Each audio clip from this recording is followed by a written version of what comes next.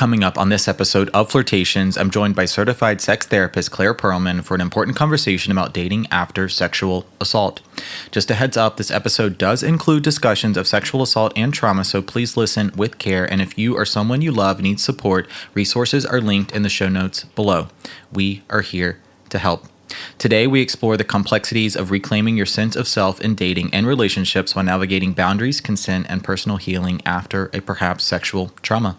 I also share my own story, opening up about the challenges of feeling safe while dating and the journey of learning to trust myself and others again. We also discuss how trauma impacts the nervous system and the common experience of self-abandonment, doing whatever it takes to keep someone close. We'll also offer insights on how to reconnect with your body, heal your nervous system, and approach dating in a way that feels empowering and safe. This episode is a reminder that healing is possible and that you deserve it all, Flirty. Let's do this. I heard you wanted to flirt.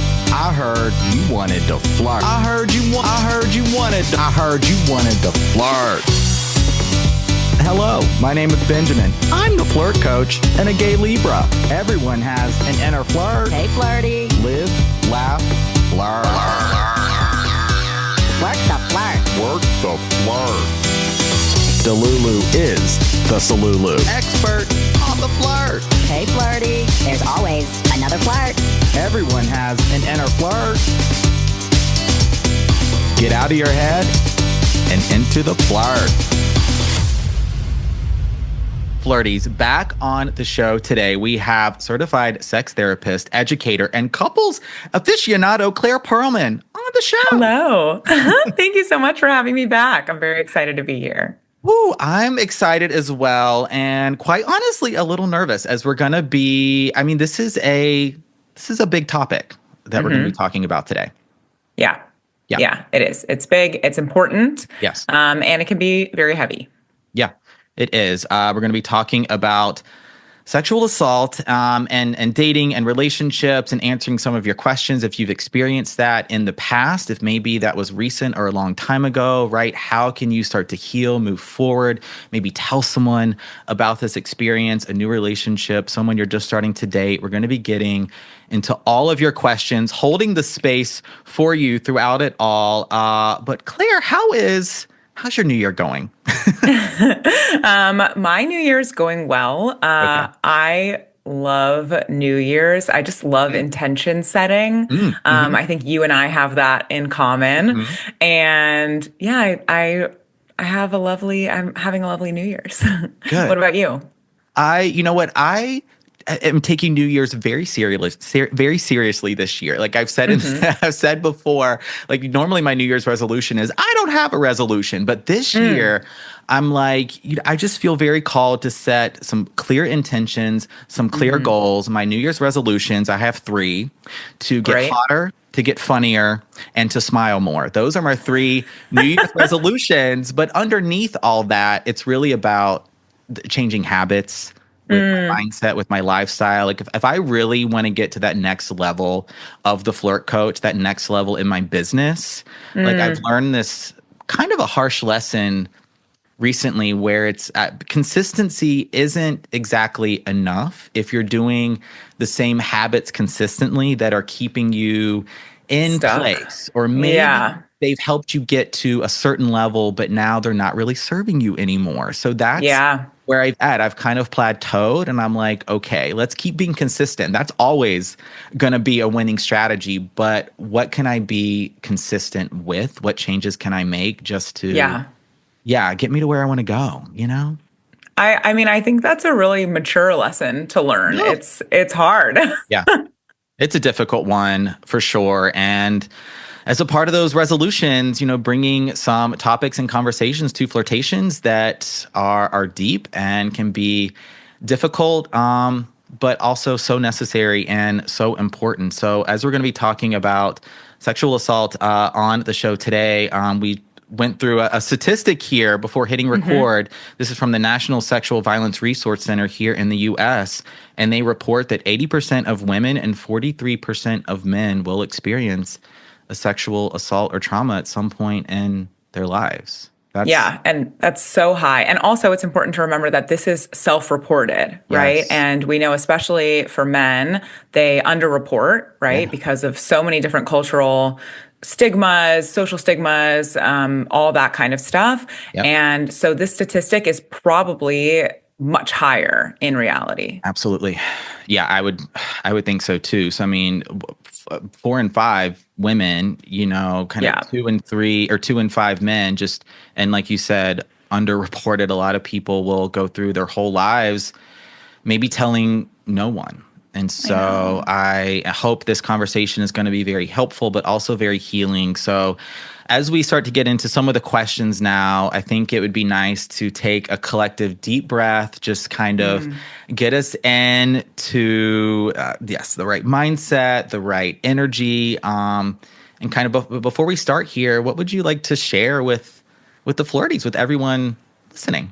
I think I'd like to share, as a sex therapist and a trauma therapist. I previously worked almost exclusively with trauma, and now I work a lot with trauma, but not exclusively. That it does not have to define the rest of your life, that it is simply a piece of your journey, and it is a painful, awful one that should not have happened. And it doesn't have to block you from living the life of your dreams and living the life that you want to live.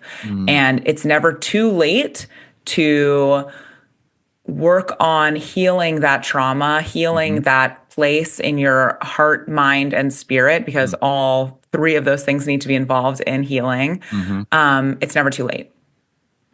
I think that's my spiel. I love that. Yeah, Thank it's you. never too late to heal, and that it's a part of your story. I love that you said that, but it doesn't define who you are. It can be a really painful thing to accept. Maybe it's something that's happened to you one time, or someone that it's happened to, or maybe, like God forbid, it happened to you repeatedly. So how can we, yes, heal no matter where you're at in that process?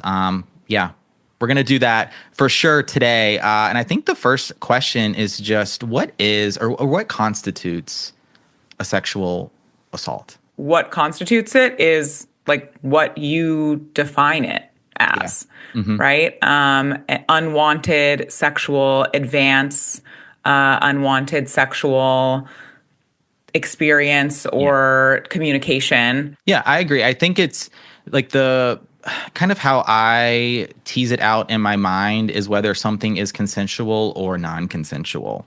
And this is something we talked about in our previous conversation, going all the way back to, oh my gosh, an episode we did in the teens about sex and early, I mean, like teens is in the episodes. Sex and early dating. Let me clarify that. Because sometimes we'll get into situations where, like, hey, you want to come back to my place kind of thing. It's early in dating, or maybe you're in a relationship and you give consent when maybe internally you were like, oh, this doesn't really feel right, or I don't really want to, or you know what, you didn't give consent, but maybe you started to go into that fight, flight, freeze mode. You started to shut down. Your words maybe abandoned you in that moment, or you weren't there. You had trouble finding them. And so that's how it's something that was non-consensual for you. Yeah, that is the exact definition. And I want to just stay here for a moment because I know there's all of us can relate to this experience where you give verbal consent or maybe even physical consent. It seems like you're there or you're willing to receive some type of sexual experience, but inside you're like, ugh, no, like you're screaming, this does not feel right. I don't want to. So what do you think about that experience? I think that's incredibly, incredibly difficult. And it's a lot of what people have experienced. Yeah. And I think that's why I started with like unwanted sexual advances. Because so much of what goes into it is that like you didn't want it, right? And many people will go into that freeze response and not be able to share that they're not consenting. And that is a really, really difficult place to be because it's important to consent to the sexual activity that we're engaging in, right? Because otherwise we're not going to experience what we want to experience. And I think the important thing also to remember about consent is that consent is ongoing. Yes. And so a lot of what happens is you might consent to making out, or you might consent to taking your clothes off, but consenting to those things does not then mean you consent to other things. Yes. And that's what I find happens often with this like feeling of, oh, I said yes to this, but then your insides are tossing and turning because you didn't actually consent to the next part of it. Yes. That someone is assuming that you've consented to. Yes. And I think that's where it gets really, really sticky. And I think one of the most important things to do is learn how to own our no. Yeah. And if we can really, really learn how to own our no, we can feel more confident that in those moments, we'll be able to say and share or like use our body language, push hands off or something like that. Obviously, it's not all on us what happens. Yes. I think that's just one piece of it. Yeah. But owning our no can help us feel more confident in these scenarios. It doesn't mean that we can stop sexual assault, but it can be a helpful tool in our toolbox in feeling like we can engage with people that we don't necessarily know that well or that we do know well, but that we feel like we have a little more autonomy. And I want to be very clear, that is not the only part of the equation. Yeah. Yeah. Really important distinctions. And these are a few things that I learned from you in our previous conversation we had for Flirtations, that consent is something that's ongoing. We're using the term sexual assault, but it's really, it could be any type of physical advance or physical touch. That it could be kissing, right? It could be someone, maybe being too forceful with a hug and you're just not really comfortable or there yet. So more broadly, any type of physical touch that just doesn't feel right to you, that you're not on board for, right? And you get to have that consent kind of building of that throughout whatever encounter you're having, whatever kind of relationship you may be in, wherever you're at in the dating process. And something else that we talked about was that you can establish and should establish that consent and your boundaries before before the clothes come off, before you're in a situation where it's just the two of you. You're back at their place, you're back at your place, you're at a hotel or whatever. Yeah. You can talk about it before. So revisiting that a little bit, what do you think are a couple strategies just to talk about where you're at, where your boundaries are? I think, so that brings us back to the point that I love to make, is that we want to talk about sex before we're naked, because you don't need to be doubly naked. Yeah. And I think it's really important because, one, you can check in with yourself about what you're feeling and thinking, and you are allowed to choose whatever boundary you want, even if you've already had sex with this person, even if you've already gone to second base with this person or whatever. You are allowed to choose a different boundary next time. That might be only making out. That might be only taking your shirt off. Whatever you want to do, you are allowed to make that boundary, and no one is allowed to pressure you beyond that. Obviously, part of this episode is they try to do that, right? But I want everyone to remember that, you get to live in that truth of yours, that, you can have sex with someone on a Tuesday, and on Wednesday, you can decide you don't want to do that. That's fine. But deciding that prior to seeing them can be a helpful thing. If you want to do, a more go with the flow thing, you can check in with them. You can, see the vibe. You can have a drink, and then maybe after one drink, you decide, okay, I'm down to make out, but I'm down to take my shirt off, but I'm not down to take my pants off. And you can say that to them. You can say it just like that, just in the tone that I said that. That was very casual. It didn't have to be a big conversation about it, and you don't have to provide any reasoning for that either. I think that's an important piece of that, is that you get to own your no, right? And you don't have to provide a reason why you're saying no. Exactly. And especially for women or people who get periods, I want you to remember, I feel like that's an excuse that we've used before of oh, I'm on my period, don't take my pants off or whatever. You're allowed to also not want to take your pants off, even if there's nothing going on down there, even if it's just you don't feel like it. So I want people to remember that that is all within your own capacity, Yes. and you don't have to apologize for Yes. where your boundaries are.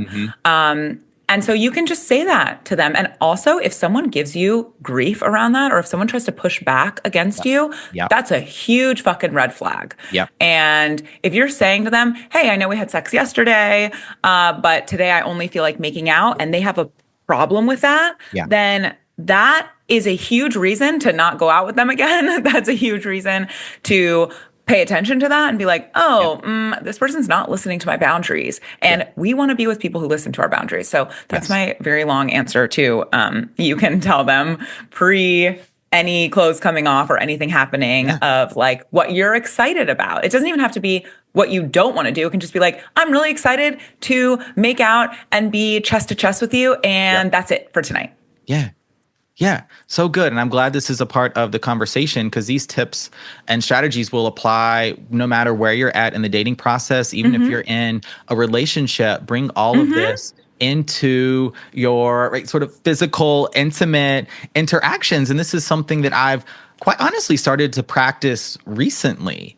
Rather than getting into the moment and feeling overwhelmed or feeling anxious, which has been a huge part of my experience and my story, it's like, let me just, you know what? I know what I'm more than likely going to be comfortable with and what feels good and right for me. So let me establish that up front so that I can relieve myself of pressure, of expectations, of anxiety, of nerves, overwhelm, all the stuff, right, that just takes us out of the moment, that doesn't feel super good.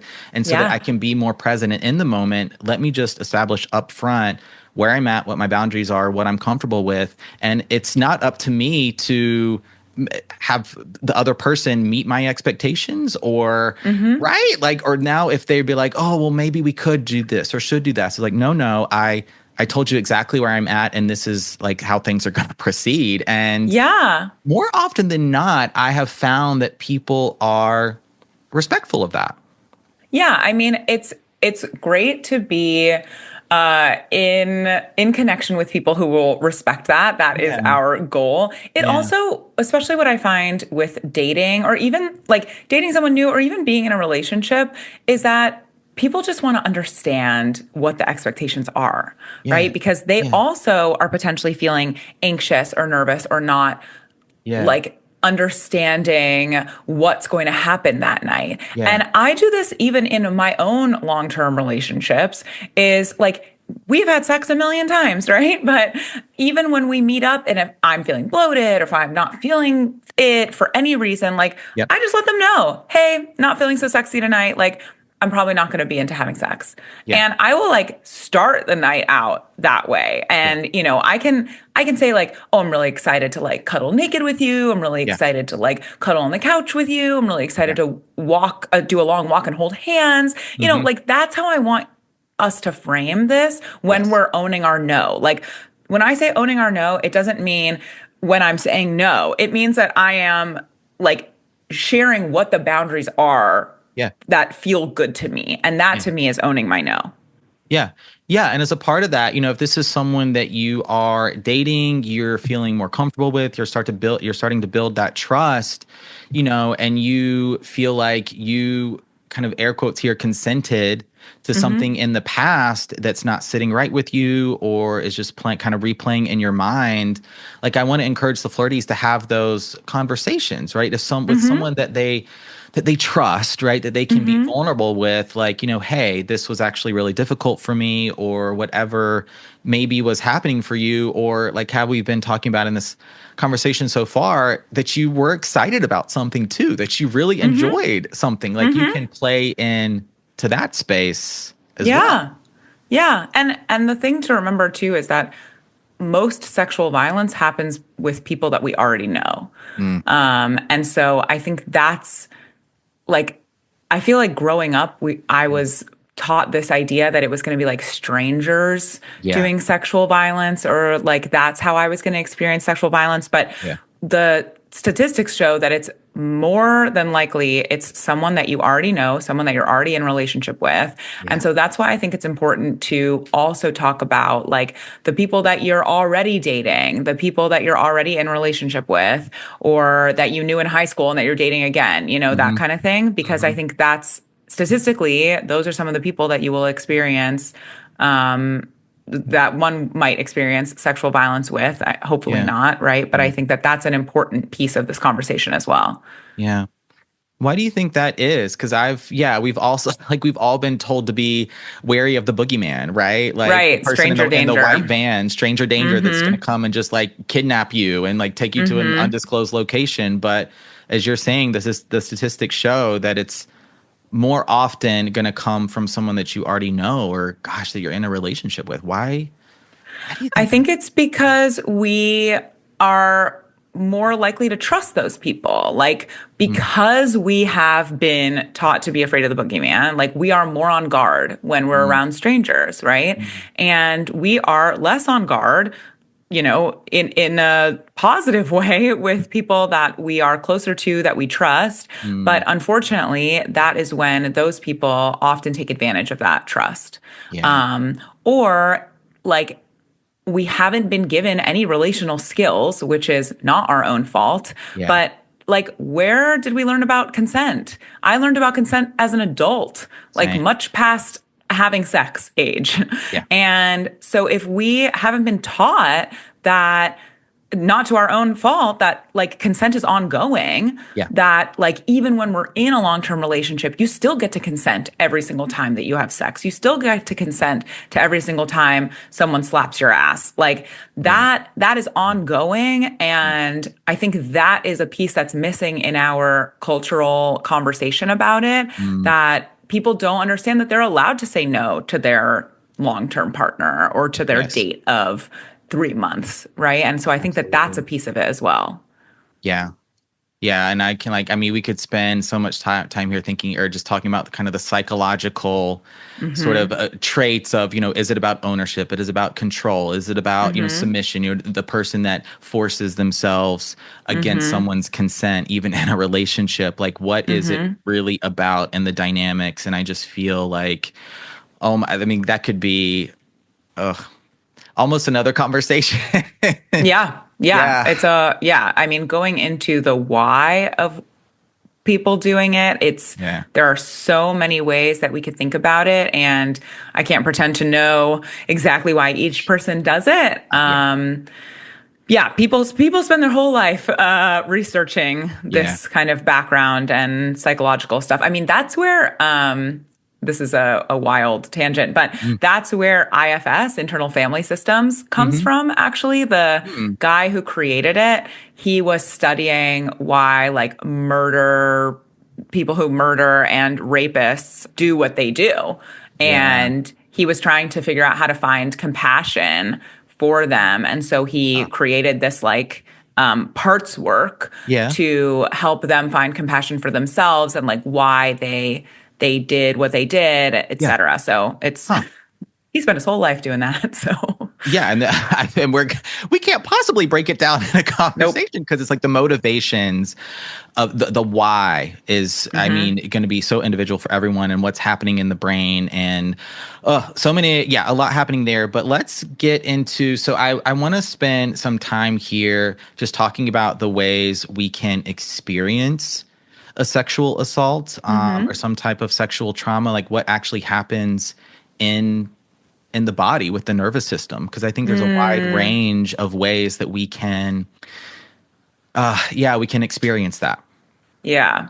So this gets into like how trauma is stored in the body. And to anyone listening who's done trauma work or who's done some trauma research, we love The Body Keeps the Score. That's one. I also really love My Grandmother's Hands.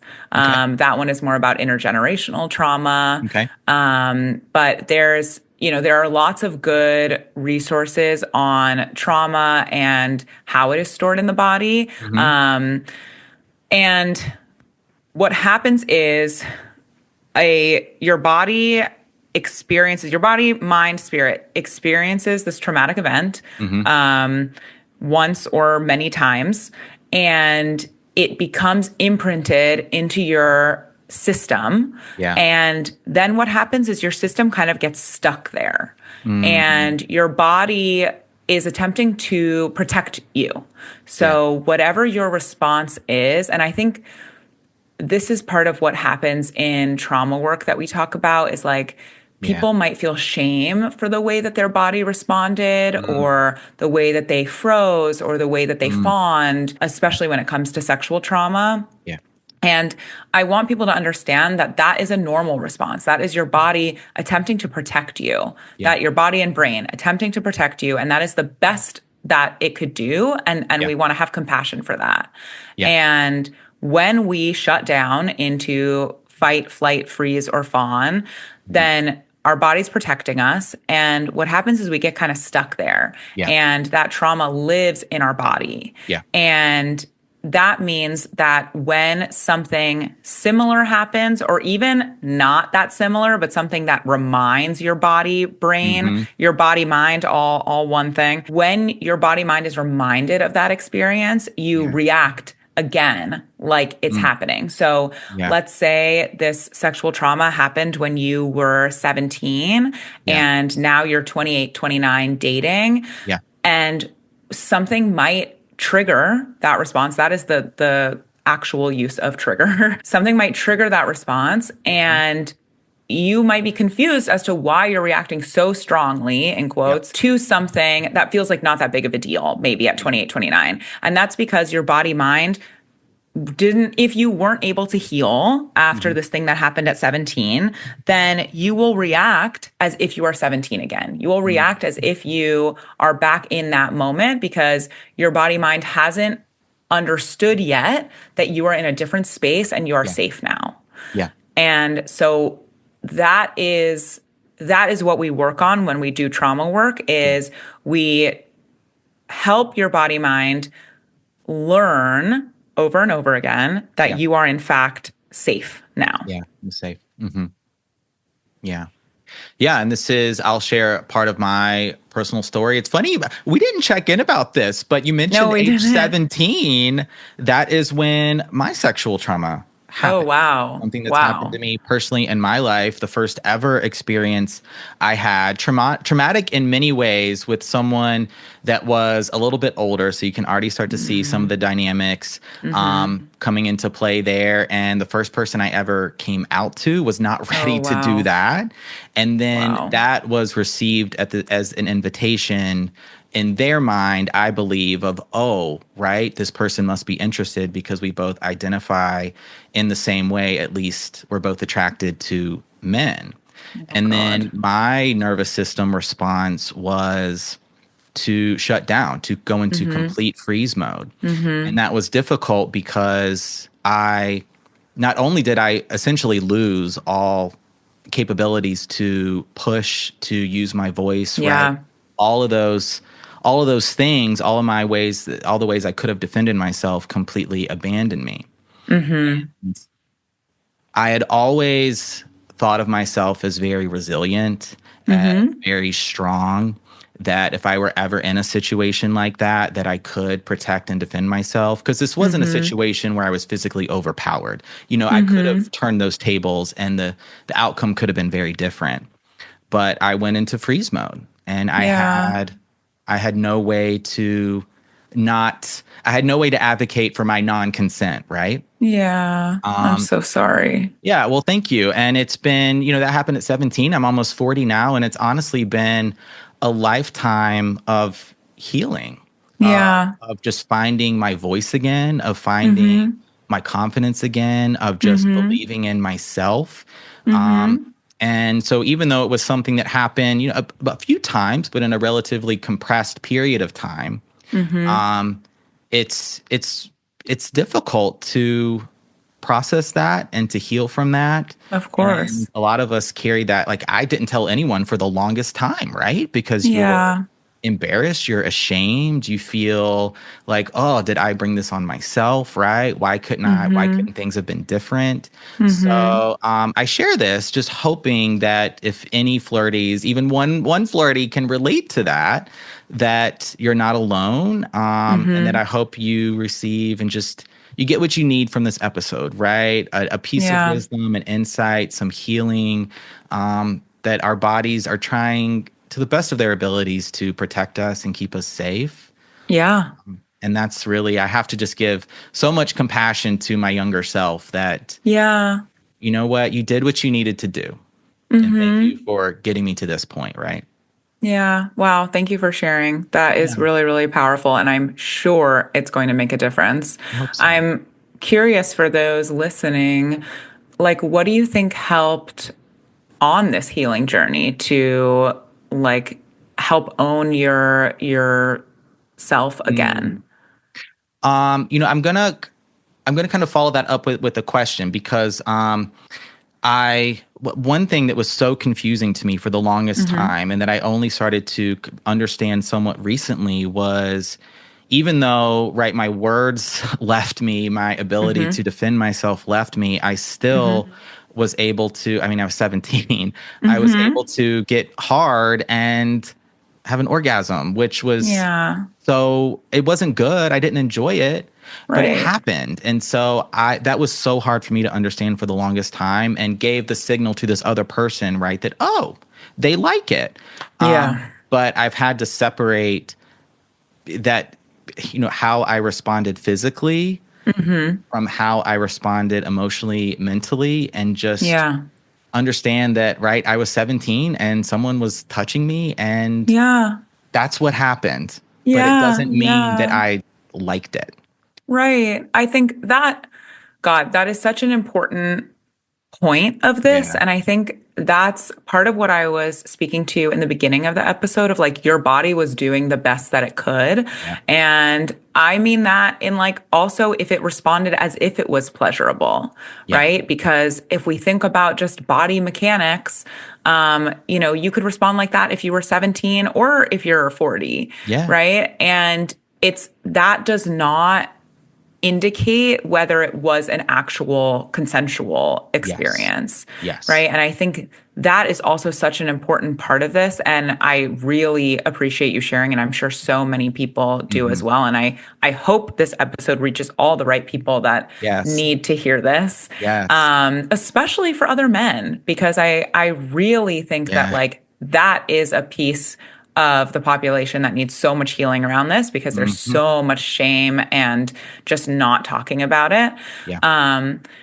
But like body mechanics, if you touch a dick, it's most likely going to get hard and like potentially will orgasm. And like that doesn't mean that they're excited about that.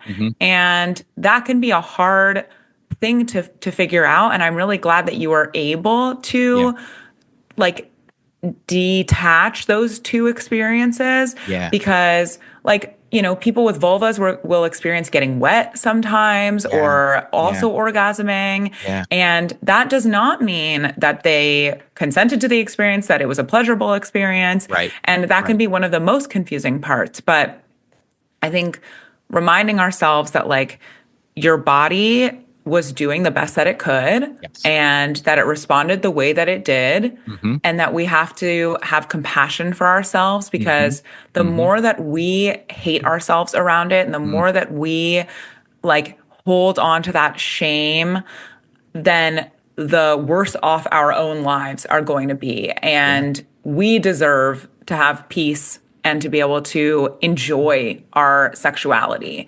Absolutely. And that means like moving through this experience by accepting that your body did what it did and we're not going to be critical of it and we're not going to shit on ourselves for it. And it might not have been what we wanted it to do, but we're going to use that information to move forward and to not let it define the rest of our lives, as I said in the beginning. Yeah. So important. And let's maybe talk about some ways to heal now. Yeah. I think that's got to be such.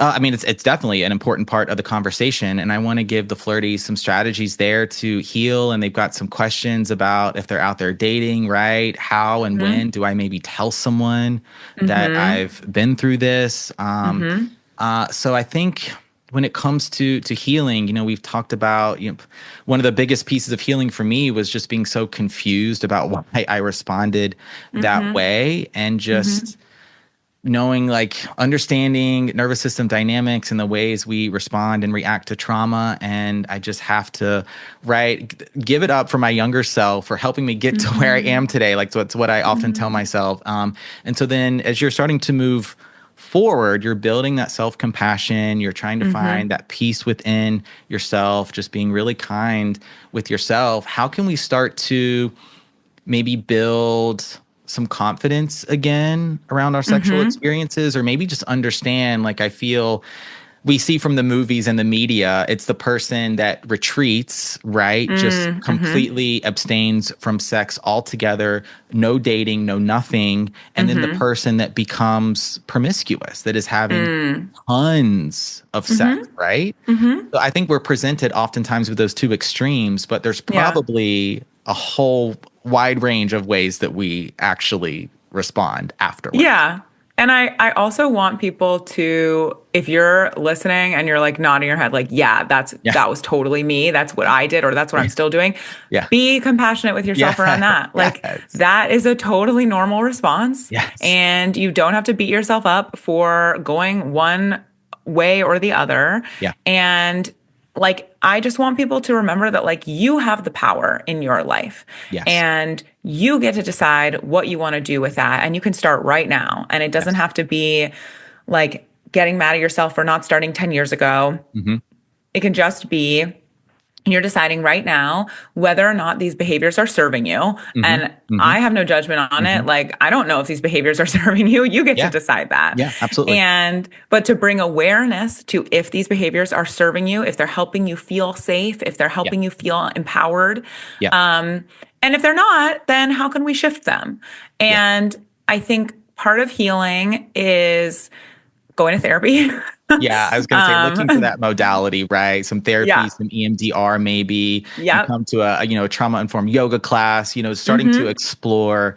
Because exactly. Going to therapy. I know therapy is not always accessible. Reading books on trauma, but not overdoing it. Like, I don't want you to spend the next 10 years of your life only reading books on trauma, because that is just overwhelming. But starting to understand how trauma impacts the body, how it impacts your mind. You can watch TED Talks, you can listen to audiobooks, you don't have to read.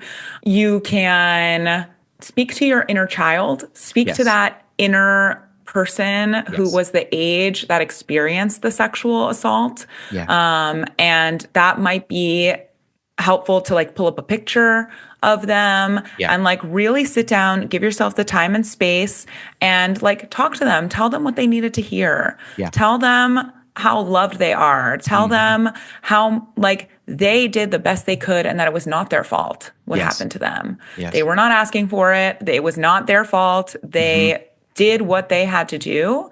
And now we get to love on them and talking to them as often as you need to, writing letters to them. I mean, I'm very inner child focused. But when we say inner child, I feel like a lot of people think 10 years old. You could be talking to your inner 25-year-old. That is still an inner person that lives within you. So doing those things, and also reclaiming what it feels like to feel safe in your body, because a lot of what happens with sexual trauma is we don't feel safe in our body. And that doesn't mean going and masturbating. You can do that. But I actually think doing yoga, doing any kind of movement that is safe, that's dance or going to the gym or taking long walks, is reclaiming what it feels like to own your own body and your own pleasure. If that means eating a really good meal, all of that is owning your own pleasure and body. Yes. And I mean, of course, love some yoga. I love a hot girl guy. Yeah. They, them walk. So good. Move your body. And why all such good tips, and why I really wanted to open this conversation talking about consent and about consent and boundaries is because like one thing I realize, like looking back, we can look back to help us learn and build self-awareness, right? Without going into the past. But what I was doing is continuing to go into the past and essentially reliving that trauma in many ways, because I just wanted to kind of fix it or correct it. I just wanted to have a different experience so badly. And that was part of just where I was at with my healing. And I was foregoing the consent, the boundaries, right? All the things, just trying to rewrite a different narrative, just have a different story, just have a different experience, until I realized, wait, this isn't actually working. And we've got to do some healing in some different, in some different ways. And one of the ways that I have truly healed is by practicing consent, by practicing boundaries, right? We have a status talk. Anybody I'm going to be physical with, we do that. What's happening? How are we practicing sexual health and safety, right? Yeah. Very important, so that I can feel as safe and empowered as possible in my own body and my own being before the clothes come off, because that's extremely important to me. I want, right? Sex is supposed to be fun and pleasurable and hopefully enjoyable and all the good things, and bring you closer to someone. It's a huge part of deepening a connection, of developing intimacy. You know, there's a reason, right? Movies, songs, right? Podcasts, there's so much dedicated to sex because it truly is so important. And so if there's one takeaway, I hope there's many, but I hope this can become a more empowering thing for people, right? Yeah. Especially if they've been through some type of trauma. Yeah. I also think that you got on an important piece of this, that you can also have a corrective experience with another sexual partner, a safe sexual partner. Yes. And that for many people, some of the biggest healing can come from having those safe sexual experiences with someone that they can go as slow as they want to, with someone that they can and this goes along with the question of how do I tell someone? Yes. And I answered this the other day actually on my Instagram, but I get this question all the time of I've experienced sexual trauma. How do I tell someone? Yeah. And what I want you to remember is that you don't owe anyone anything about your past, especially about your traumatic past. You get to decide. This is the same thing of owning your no. To me, owning your no is a larger foundational pillar of our life that is you own your own story. And so you own when you want to tell someone about your sexual past. Absolutely. And what I think is important to share with someone is your hard boundaries and lines. So if you experience something in the past that was sexually traumatic, and it is really helpful for you if someone doesn't approach you from behind. This is almost always the example I use, but if someone approaches you from behind and that is a trigger point for you, share that part. Don't share if you don't want to, I was sexually assaulted and I can't have someone approach me from behind. What you can share though is, hey, it really doesn't work for me when someone approaches me from behind and I can't see them or I can't see you. Even if you feel like you're doing it flirty and fun and whatever, it doesn't work for me. It actually freaks me out.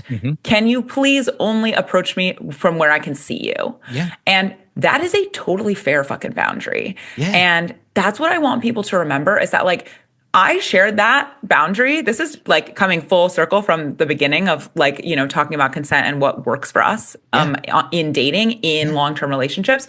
I can share that and I don't have to share why. You never have to share why. You can just say, hey, I am not in the mood for this, or hey, this specific thing doesn't work for me, or hey, this position doesn't work for me. Yeah. And that is totally fair. That is part of owning your no. And so you can share that. You can also decide if you want to deepen your intimacy with this person and tell them about this vulnerable thing that happened, then go ahead.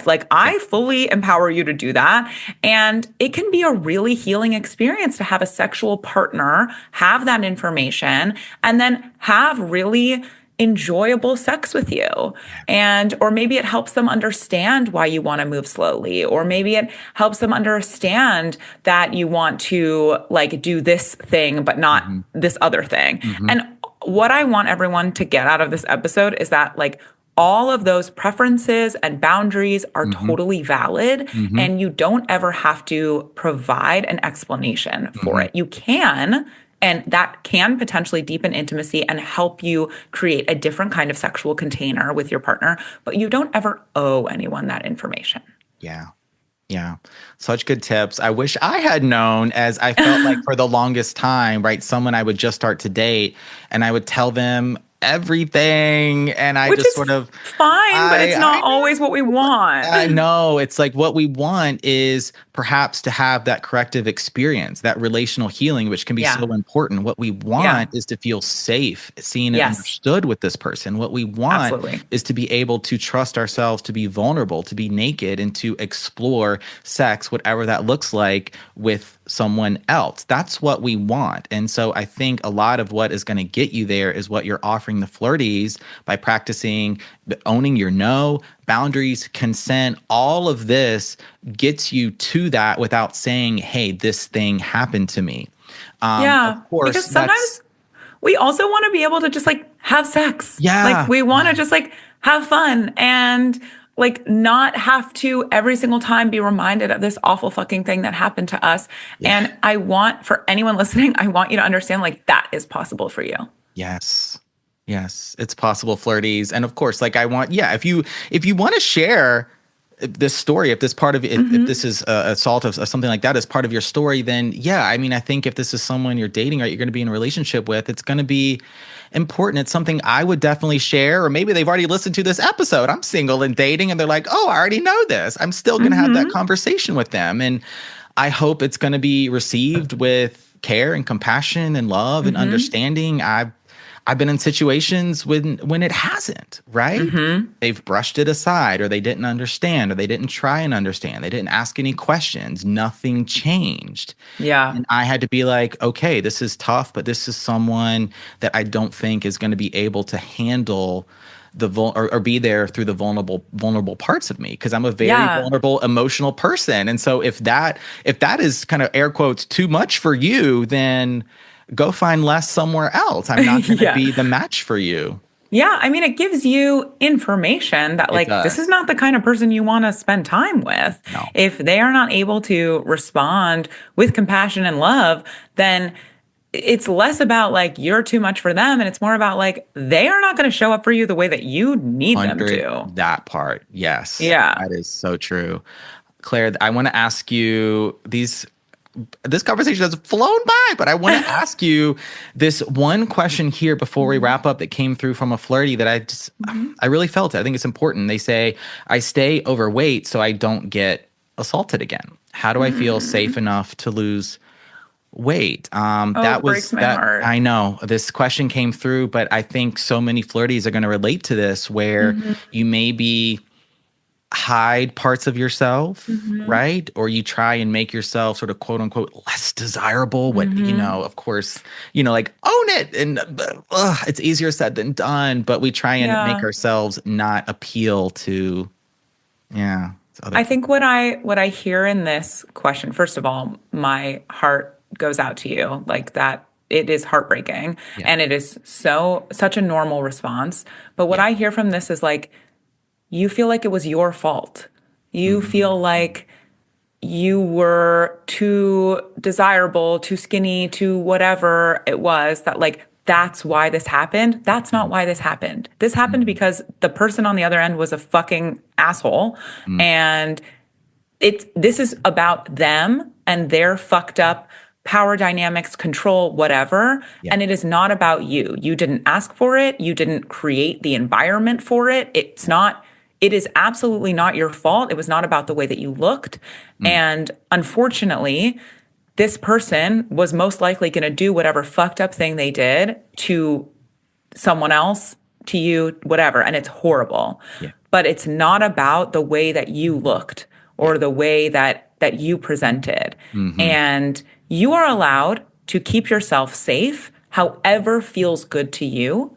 If that means staying overweight, that's fine. And that, in their words, that's totally fine. However, if that is not feeling good to you, if that feels like you are doing that just out of safety and you want to live in a way that feels more authentic, whether that's this weight or a different weight, I really encourage you to make the decision out of what feels good to you, because you own your body. They don't own your body. Yeah. And outside of like the weight, I want you to come back to owning your own body. This is your vessel to live in. And staying overweight to keep yourself safe is allowing other people to own this beautiful temple that you live in that they don't have to have access to. And I want you to come back to that and reclaim your own body. And it might feel so fucking scary, but I want you to remember that this is your body, your safe space. And it may not feel that safe, and it may feel like it's no longer safe, or it was so deeply violated. And all of those things can be true. And it can be true that that is just a part of your story and you can reclaim it. Yes. I love that, Claire, so much. It's about, just reclaiming, right? Taking the power away from this person or other people, maybe more generally, knowing that you get to feel good in your body. You get to own your body and take your power back. There's going to be so much healing there.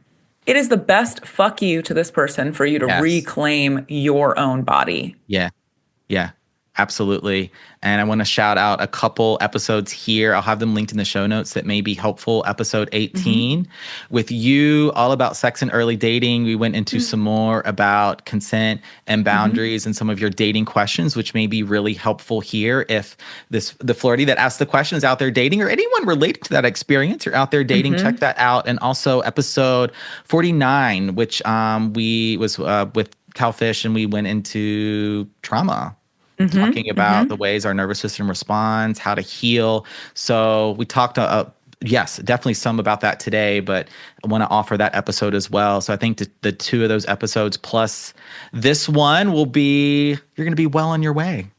Yes, the healing. I think this was really, really important. Thank you for having me on. Yeah, this has been fantastic. As we conclude here, I want to send the flirties your way, right? If they could work with you, how they could make that happen, and just any final words you have for them? Yeah, I think thank you so much for listening to us.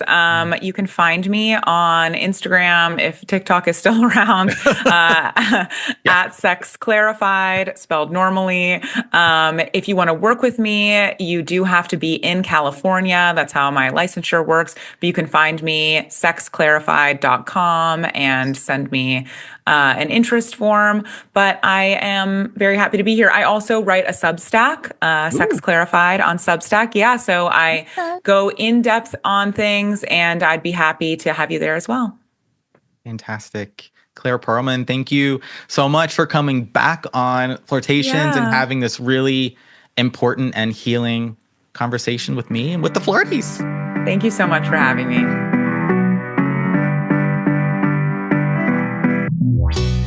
That's a wrap on this episode of Flirtations. Thank you so much to our guest, Claire Perelman, for coming back on Flirtations to have this conversation with us. I was so grateful when I reached out. She said, yes, I knew I didn't want to do this with anyone else. So thank you so much to Claire for, holding space with us through perhaps a difficult but very real, honest, and needed conversation. Thank you to you, the flirties, for listening, for tuning in, for streaming wherever you may be in the world. If you have perhaps experienced a sexual event that wasn't so great, a trauma, an assault, something like that, my heart goes out to you. I hope this episode brought you understanding, healing, right? You got from it exactly what you needed. The takeaways are there for you. You can come back and listen to it at any time and just know that you are not alone in this experience. So thank you so much again for listening.